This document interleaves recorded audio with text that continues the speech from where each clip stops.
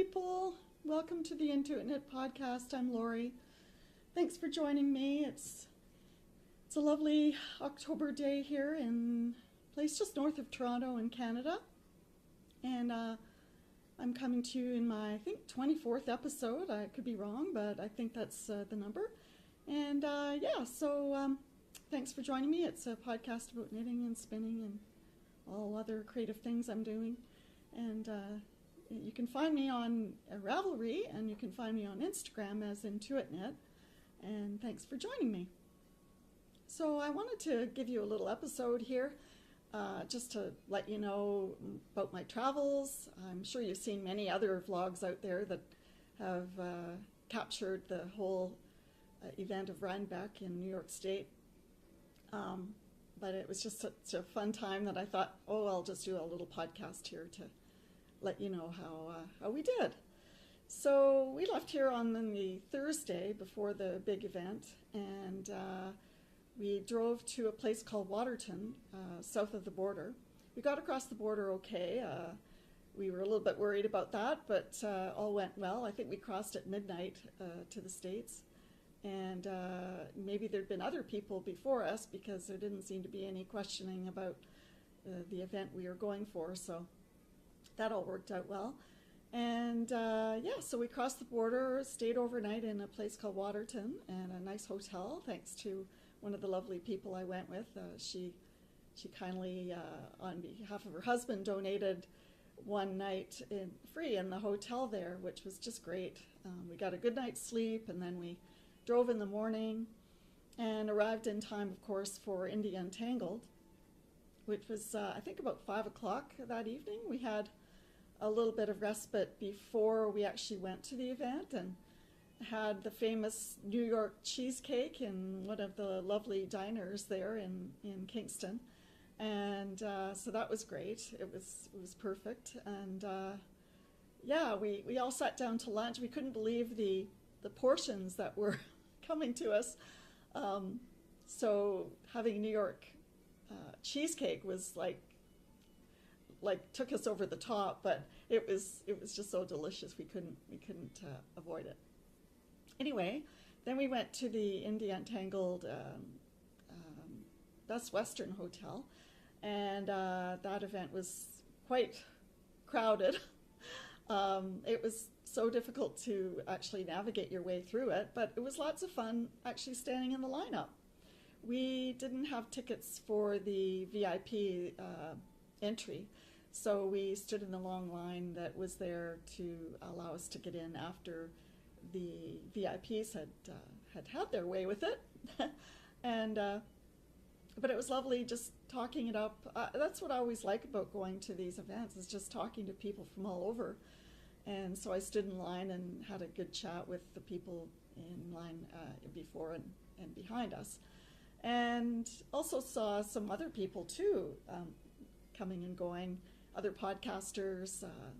I know I saw Marcia from Very Little Podcast, and she looked gorgeous as usual and was quite enthusiastic about being there, I think. And just other people coming in. I saw Kate of Hawthorne Cottage Craft Podcast, and we waved out the window as I was standing in line. She was there with Selma, and so it was really fun to see them both. Anyway, so it was quite a crush to get in there. There was so many people that wanted to get close to some of these indie dyers that I actually only picked up a couple of skeins when I went to that event, because it was just too challenging to try to make decisions amid the crush of people. So I managed to get 2 lovely skeins because, like so many other people, I'm going to be doing some color work in a couple of projects coming up with some of this fingering weight. So I've got a couple of skeins from Hugh Loco, and so I got 2 of these. They're not actually matching colorways. One is Candy Apple and the other one is Finch, but I thought they were close enough that I might be able to incorporate them into a lovely sweater. So yeah, those are the 2 that I picked out. And I have a lot of that turquoise color, so I'm thinking I could incorporate it into a sweater by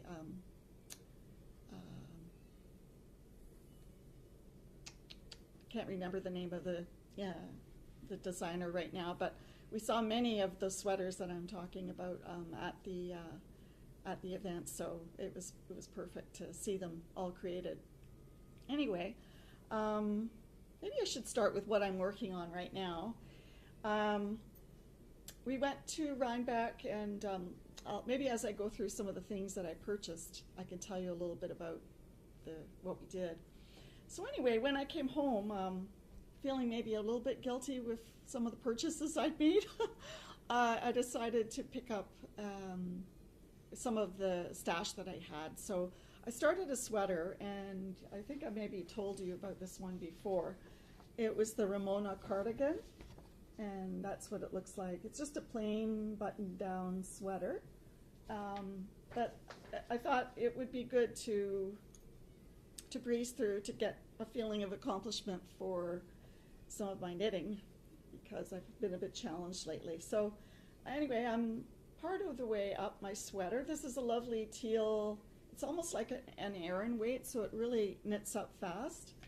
I was a little bit worried about the density of the fabric because it has it's quite substantial. And I was a little bit worried that the sweater would be too stiff, even though I've got gauge according to the pattern, and the yarn seems to be right. I was just a little bit worried about the thickness, but I think as I wear it, it's going to be quite stretchy still. So, and maybe it won't be as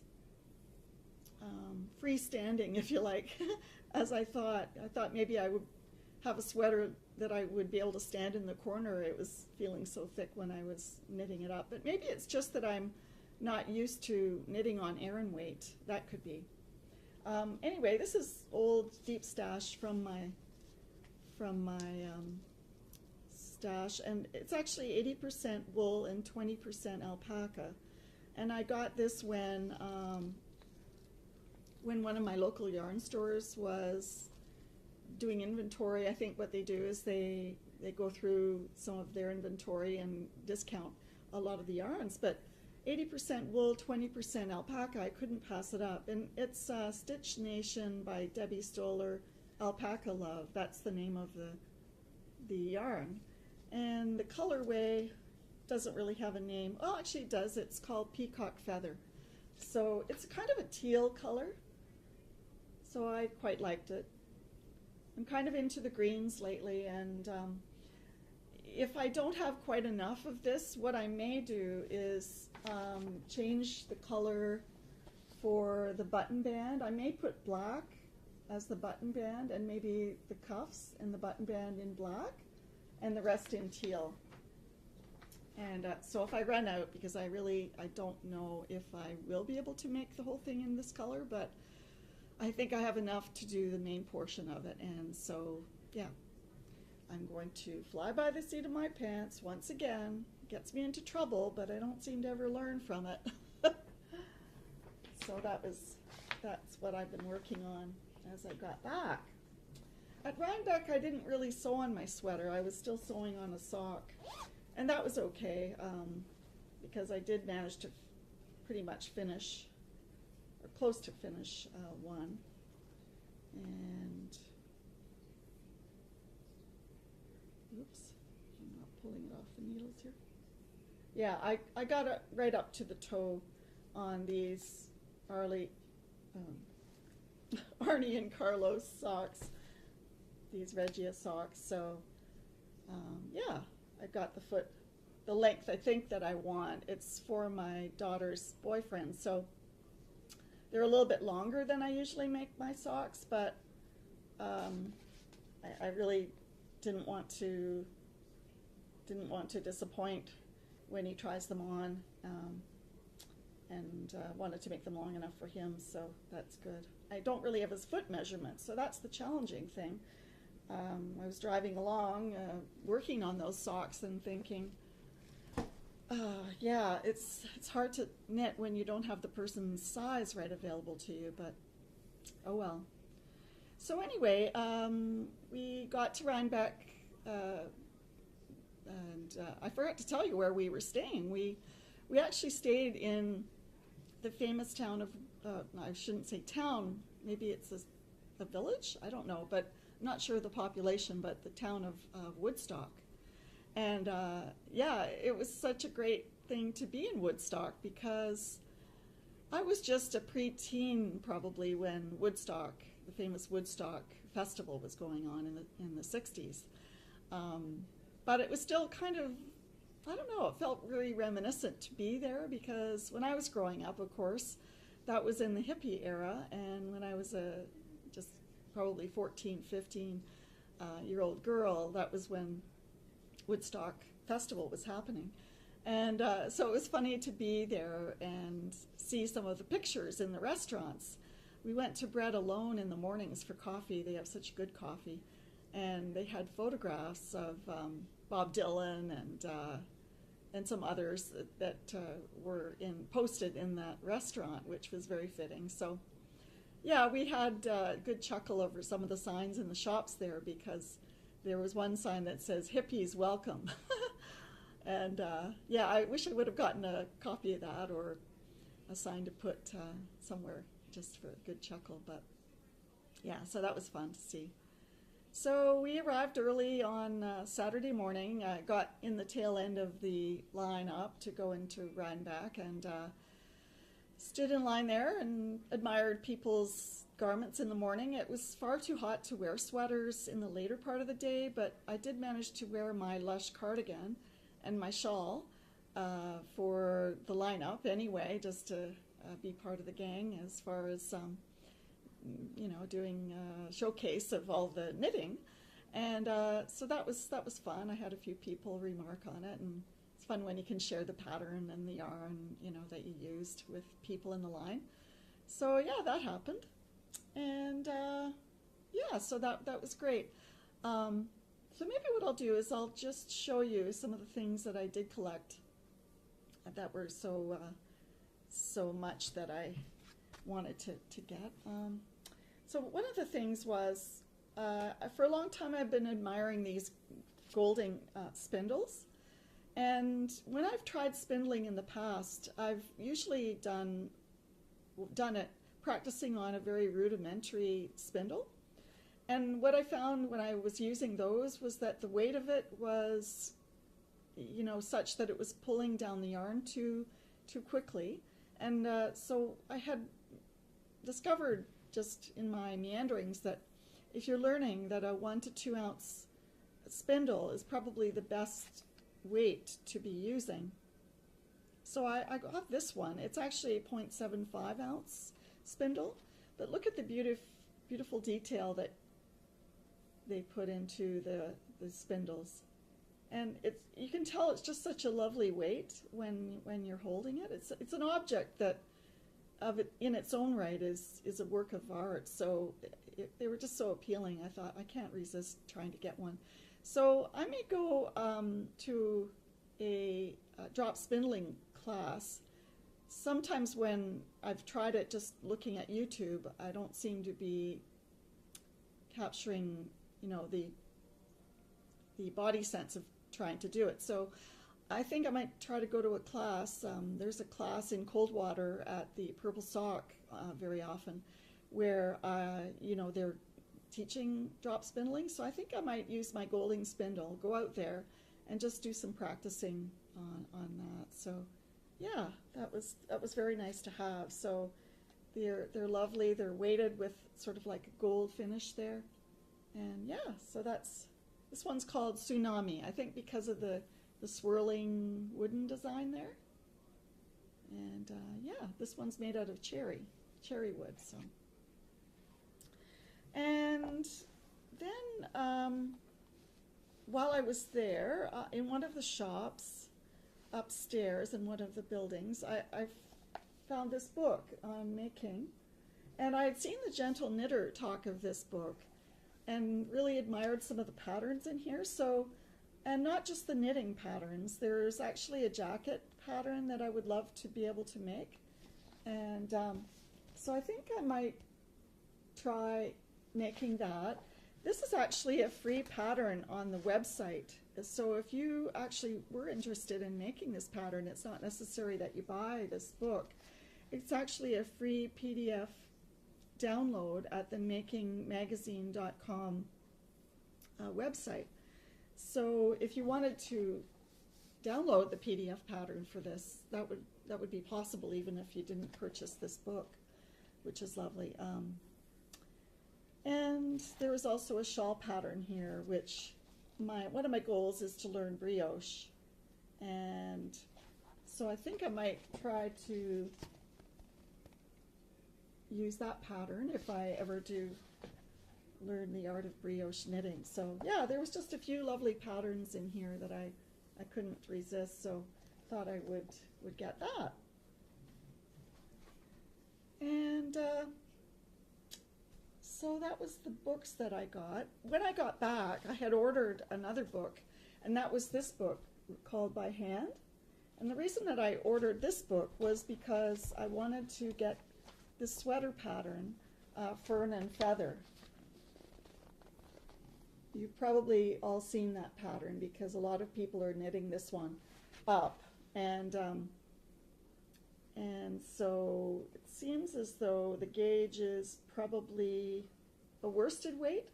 It's 18 stitches in 28 rounds in 4 inches. So yeah, I thought that maybe, I think I'd showed you last time, I thought I might try it in the main color of this and maybe put a cream as the Fern and Feather pattern in that. So stay tuned, I may change my mind, but for the moment, that would be one of them that I would like to try. And this is just a lovely book. It has some other beautiful patterns too. It has this one called the Puget Sounds shawl, which is a lovely pattern as well. So yeah, there's a couple in there that really appealed to me, but it's mainly the sweater pattern that I was interested in. So that's another book that I can add to my collection. I like following patterns in books, even though I know I can copy them off of Ravelry, you know, I can print them off. Somehow just having it in the book seems more permanent, especially if you really like the pattern, then you won't lose track of it. So, okay, just wanted to share with you some other lovely things that I got. Before I left on my trip, I contacted Kate of Hawthorne Cottage Crafts to see if she would please bring me one of her lovely project bags, and just basically let her choose it for me. And just thought, you know, how better to get something, to order something than being delivered, you know, your beautiful project bag by the lovely maker that does it. So I thought, well, this will be great. So she did come, and she gave me this lovely project bag and some other goodies. But isn't that a beautiful pattern that's on the material? These are so well made. If you haven't visited her Etsy shop, I really highly recommend it. She does a beautiful, her workmanship is just impeccable. You can't really find something as well made as this, I don't think, anywhere else. And yeah, she's got the lovely strap on it here, and the option of actually putting it down this way if you wanted to make even like a yarn bowl as you're working on your project. It's perfect.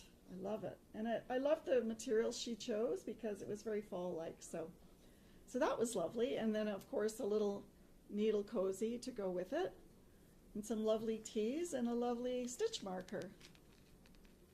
So yeah, I was very happy with that. That was super to see Kate and to get one of her lovely bags. I was just so pleased.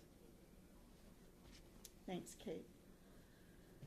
So that was one thing that I was really looking forward to getting, and I'm glad that I had requested that of her. And so let's see, what else did I get? Well, I couldn't resist some of the yarns that I saw there, and one of the shops that was very difficult to get near, but managed to weed my way through the crowd, was this beautiful Primrose Yarn Company yarn. And I got the colorway Sweater Weather. I got 2 skeins of that. And how could you not resist this, eh? Or not, how could you not purchase this? It's difficult to resist for sure.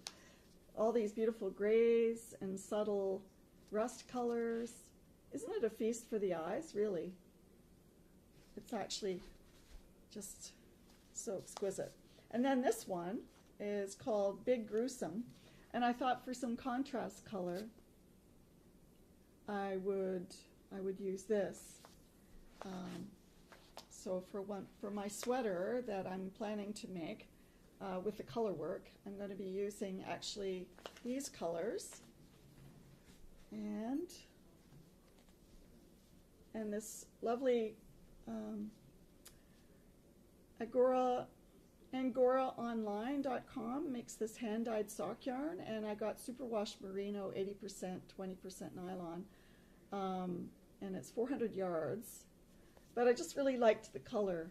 Kind of reminds me of pink grapefruit, but it doesn't actually have a colorway on it.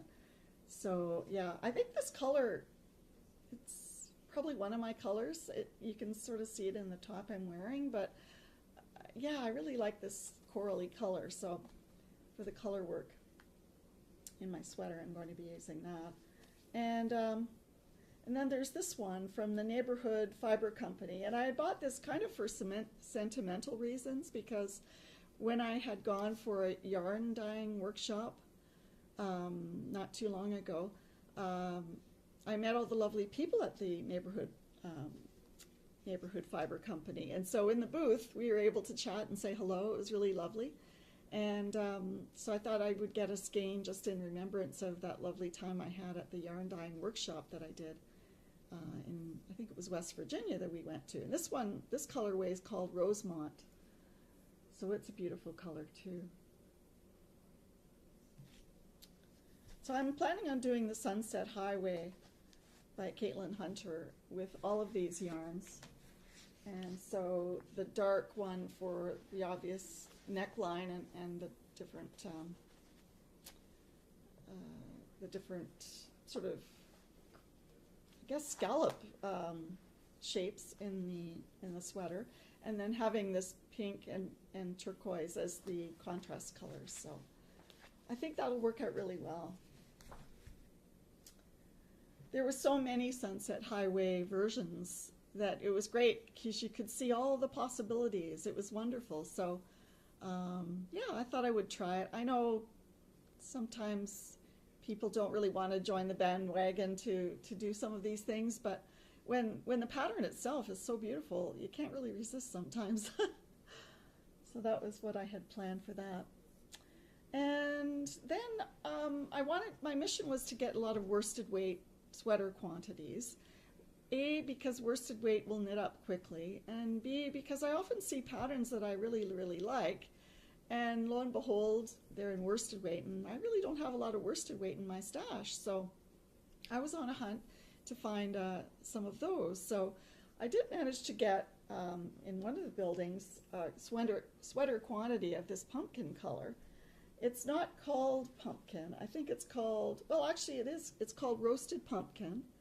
And it's worsted weight, size 5 needle. It's 100% wool. And I got it it was called CC's Wool, which I guess is like an outlet for local yarn. And this is actually called shepherd's wool, but it is quite soft. And I just really liked the colors in it. It's sort of tweedy in a way. And I really, really liked it. It's actually from StonehengeFiberMill.com is the actual place that makes it. But I guess CC's Wool was selling it. Maybe they're a clearinghouse for different mills. So yeah, Stonehenge Fiber Mill, made in Michigan, USA. So yeah, I thought this would be lovely for a sweater. So I got actually six skeins of it. So if that doesn't do me, I don't know. I I don't know what I'll do. But I think it will. It'll do fine, I think.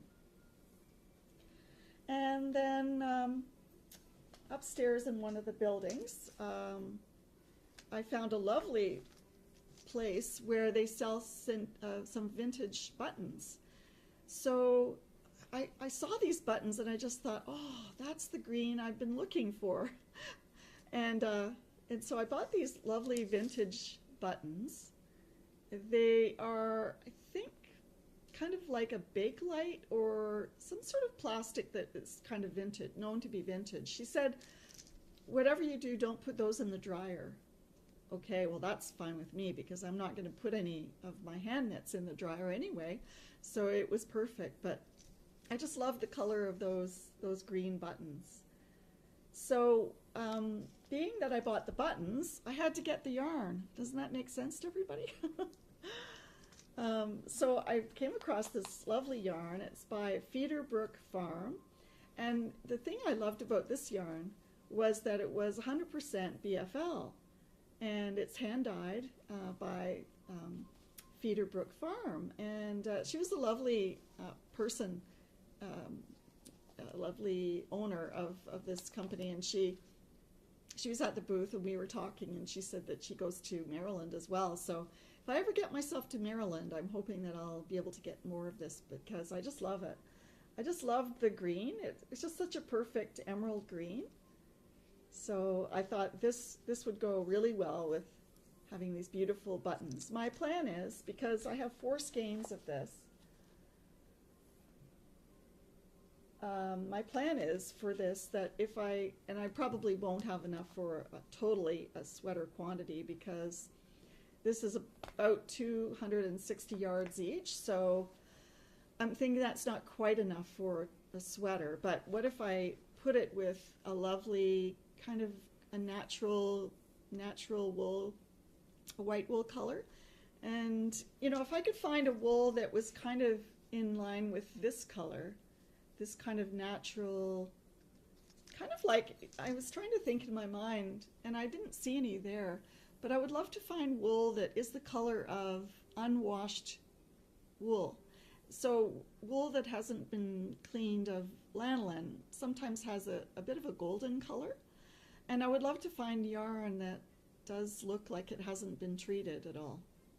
So whether I can find something that will be the same weight as this to complete a whole sweater and then have my buttons as well, that remains to be seen. But that's my goal because I just love the color of this yarn. For all the green people out there, maybe you'll share my love of that. Yeah, I'm so looking forward to that. And I think maybe on previous podcasts you've seen that I had quite a quantity of Briggs & Little. It's not really a worsted weight, but it's like a DK weight. Very rustic yarn and quite a quantity of it. So I'm going to make the Swancho by Caitlin Hunter. The Swancho, there's another name that precedes the word Swancho, but that's the only one that comes to mind at the moment, Swancho. And you've probably seen it many times if you've watched a lot of knitting podcasts. But it's going to be, my main yarn for that is going to be my Briggs & Little yarn, and it's going to be a wheat color.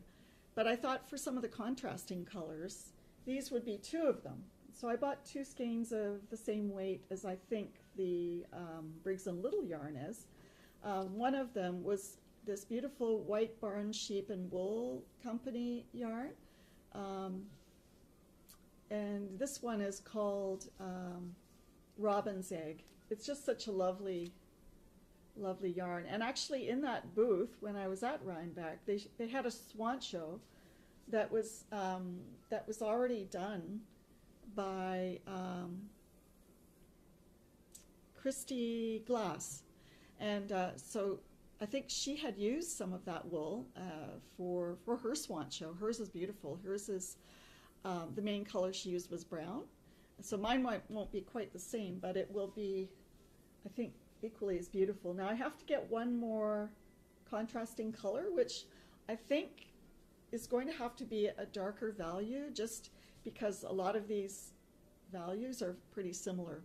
The way I look at values, I know when I was painting, the way I would try to decipher what the value of a color is, meaning the darkness and lightness of a color, was to squint my eyes. So if you see me squinting, it's because I'm trying to figure out, you know, in comparison what the different dyes are in terms of their value. So I may try to get like a wine color maybe, or more of a reddish warm color that has a darker value, just to kind of give a bit of punch to my color choices for my swan show. So yeah, so that's probably a good measure of what I did get when I was away. It's probably too much, but hey, who's judging? Today, I obviously hadn't learned my lesson because I went out shopping today, and we have an outlet near us that you can buy all kinds of fabric. And so because my mother has been so supportive of me on my quest for yarn adventures, and she's thrilled that I'm doing this podcast. And if you remember, she's made some bags that I gave out to several people at Rhinebeck. I wanted to make her something this coming Christmas. So at the fabric store today, I found this beautiful fabric, and it's actually Singer fabric. And because my mother, you know, when I was little, I remember her sewing us all of our clothes pretty much. And what she used was a Singer featherweight machine. So when I became a teenager, she managed to get me a Singer featherweight machine, and I still have that machine.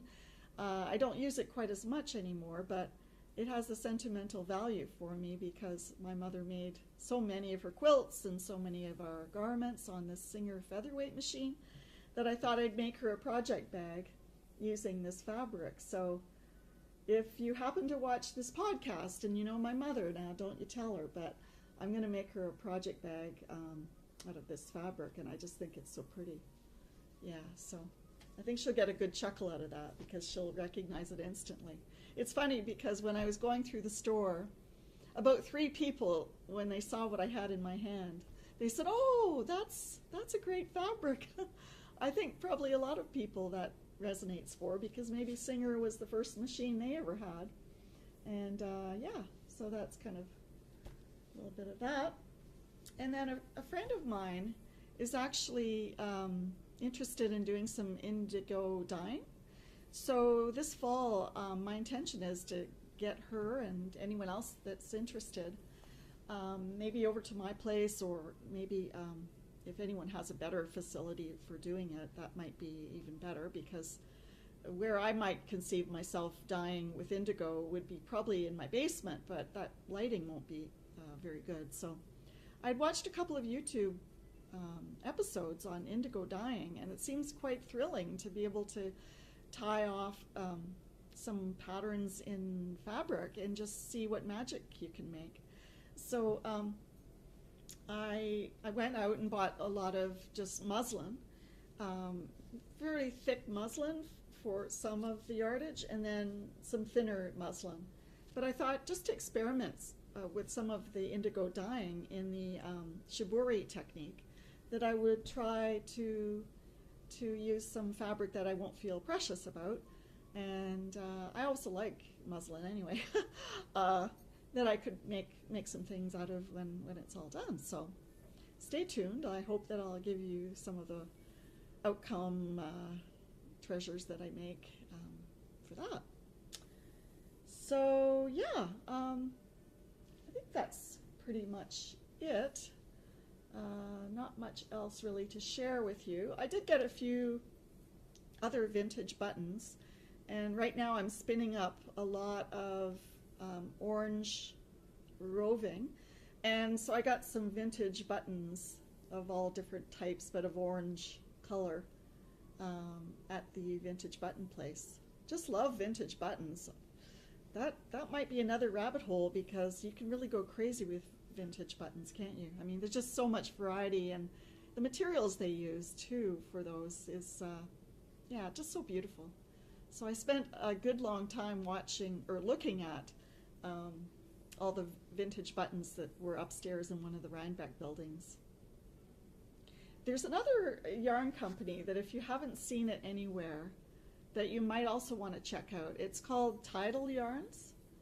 And when I went through the building and I saw this stall, I had already made purchases, but of any of the stalls that I saw yarn at, that probably was the most, I don't know, it was just the most resonant with me. It was so beautiful, the colors that she managed to get. She is Patricia Fortinsky, and she uses natural materials to dye her hand-spun yarns. And she had on display a lovely yellow, which yellow is a tough one to sometimes find if you're looking for colored yarn that's pleasing. Yellow it's a difficult one to find that is not too jarring. But anyway, she had this beautiful color yarn that was just the yellow that I love. And she told me that she had used a smoke bush, the bark of a smoke bush tree, to dye this yarn. And I was really thrilled, because I have a smoke bush on my property. And I may try that. But when I can overcome my guilt for the purchases that I've made, I may go on her website and just see if I can purchase a quantity of that again, because that was just so beautiful. Yeah, so if you go on her website, or even on her Instagram, you'll see the beauty of what I'm telling you about. Yeah, so anyway, I need to exhale. I need to get myself a cup of tea. So I hope your morning or afternoon or evening is going very well. And if you went to Rhinebeck, I hope you're enjoying all your treasures. If you didn't get to Rhinebeck, I hope that even seeing some of my treasures has given you some pleasure and maybe some ideas of what you'd like to make. Enjoy your making, and I'll see you next time. Bye-bye.